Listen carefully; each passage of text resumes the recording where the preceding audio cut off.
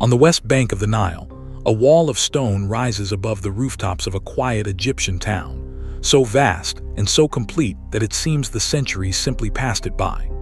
Twin towers of golden sandstone soar toward the sky, their faces covered in giant carved figures, and behind them a whole temple stands almost as it did 2,000 years ago.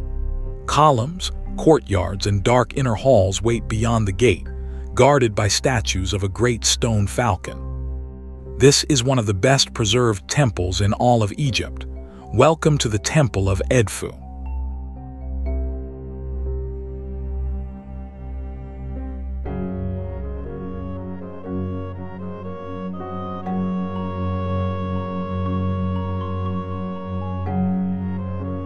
We are on the west bank of the Nile at Edfu, a town in southern Egypt roughly halfway between Luxor to the north and Aswan to the south.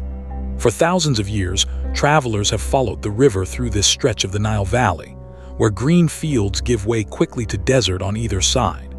Here, set back from the water among the houses of the modern town, stands the great temple dedicated to the falcon god Horus, one of the most complete monuments the ancient world has left behind.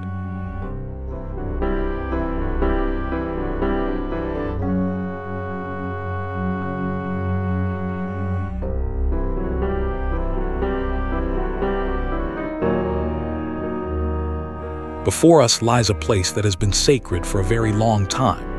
Edfu sits in the narrow ribbon of green that the Nile draws through the desert of southern Egypt, a town that grew up around its temple over countless generations.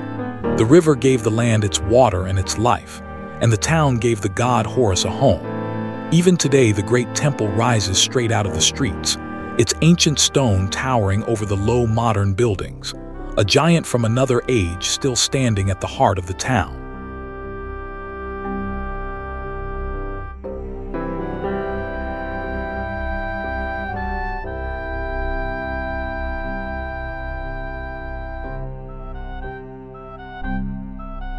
This temple belongs to one of Egypt's oldest and greatest gods. Horus was worshipped as a sky god in the form of a falcon, his eyes said to be the sun and the moon, his wings spread across the heavens.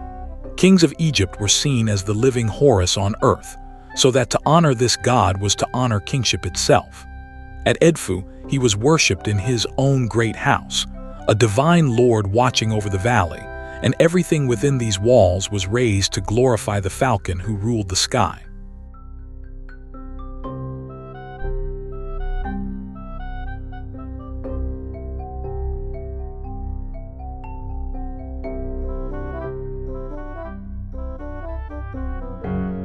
The temple we see is younger than many imagine. It was raised during the Ptolemaic period, the age of the Greek kings who ruled Egypt in the last centuries before the Common Era, built slowly over roughly 200 years and finished not long before the time of Cleopatra.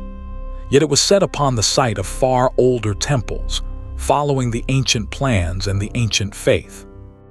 These Greek rulers dressed themselves as pharaohs and honored the old gods, and here at Edfu, they left the ancient religion of Egypt one of its finest and last great homes.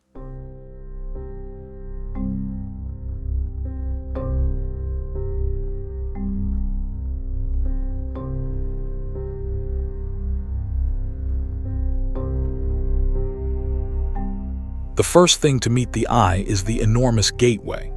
The entrance pylon of Edfu is a pair of massive stone towers with sloping walls, rising many times the height of a person and standing today nearly complete. Their vast outer faces are carved with colossal figures of a king striking down his enemies before the gods, a scene of triumph meant to be seen from far away. Few temples anywhere have kept their great front intact as this one has, and to stand beneath it is to feel the full weight of ancient stone overhead.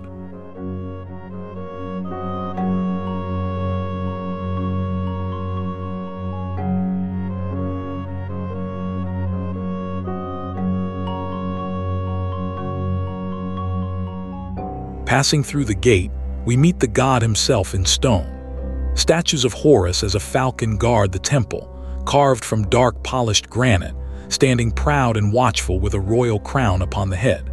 Smooth and powerful, the great bird gazes out over the courtyard as it has for 2,000 years, a silent guardian at the threshold of the sacred house.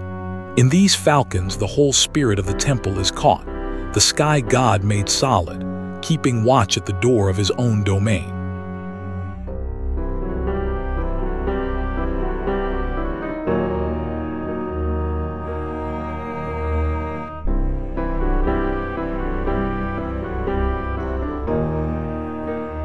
Beyond the gate opens a wide sunlit court. This great courtyard is ringed on 3 sides by rows of tall columns, each crowned with capitals carved in the shapes of palm fronds and papyrus and lotus flowers, no two quite the same. Open to the sky and paved in stone, it was the meeting place between the world of people and the hidden world of the god, as far as ordinary worshippers could go. Sunlight floods the space and washes the carved walls in gold, a grand forecourt leading the eye toward the shadowed halls beyond.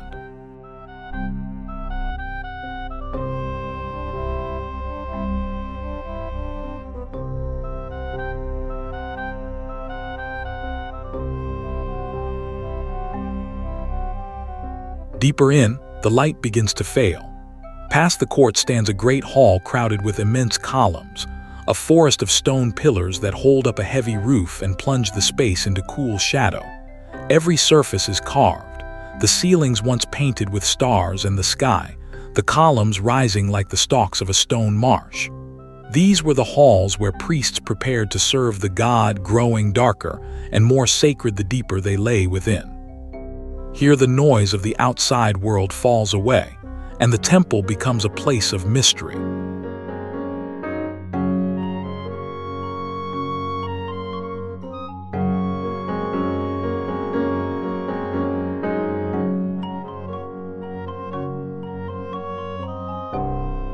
At the very heart of the temple lies its most sacred room. The inner sanctuary is a small, dark chamber, the Holy of Holies, where the image of Horus was kept, and where only the highest priests and the king could enter. Within it still stands a shrine of polished stone, a great monolithic housing where the god was believed to dwell. Once a golden statue rested here in the darkness, tended and fed and clothed each day in secret rites. This quiet chamber was the destination of the whole vast temple, the still center around which everything else was built.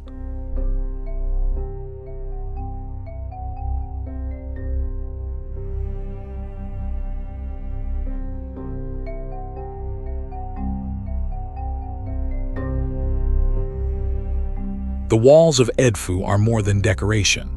They carry some of the most complete temple texts to survive from all of ancient Egypt, endless carved scenes and columns of hieroglyphs, covering nearly every surface from floor to ceiling. They record the rituals, the festivals, the gods, and even the story of how the temple itself was built and what treasures it held. Because so much has survived here, Edfu has become a kind of stone library, a place where scholars can read the ancient religion of Egypt more fully than almost anywhere else on Earth.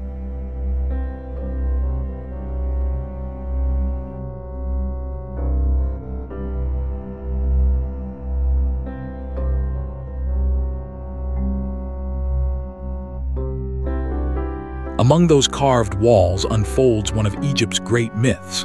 It tells of Horus and his uncle Seth, the god who had murdered Horus's father Osiris to seize his throne. In scene after scene, Horus does battle with Seth to avenge his father and win back his rightful kingdom, the falcon god triumphing over the forces of chaos and disorder.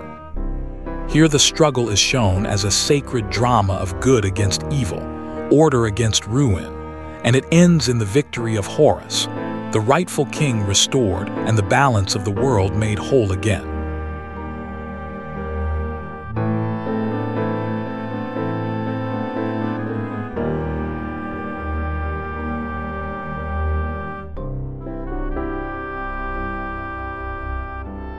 That victory was not only carved in stone, but relived each year.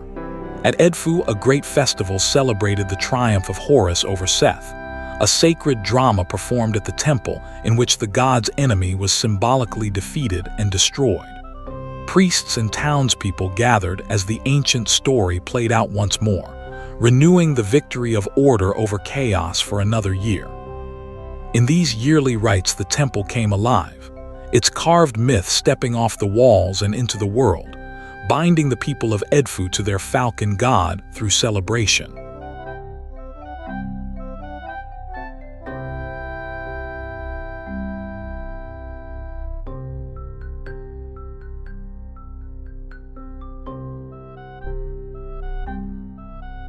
Then the long silence came, as the ancient religion faded and the temple was abandoned.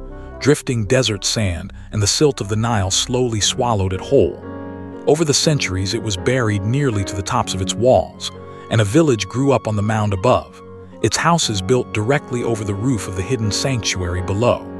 The great temple all but vanished from sight, sleeping beneath the town, its buried stone protected in the darkness, even as the world above forgot what lay beneath their feet.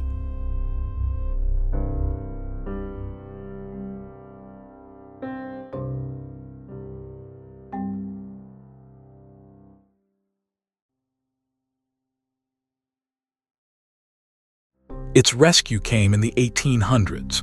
The Great Temple was dug free from the sand in the middle of that century, in work led by the archaeologist Auguste Mariette, who cleared away the village and the drifts to reveal the monument entombed below.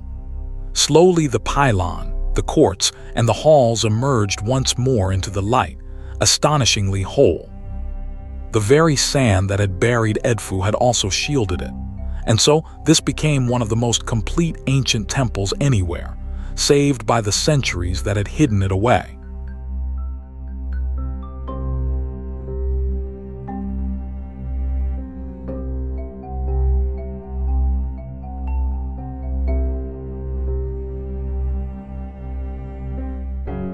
A towering gateway still nearly whole, a guardian falcon in dark granite, courtyards and columns in a hidden sanctuary, and walls that hold the myth of Horus and Seth as fully as any place in Egypt.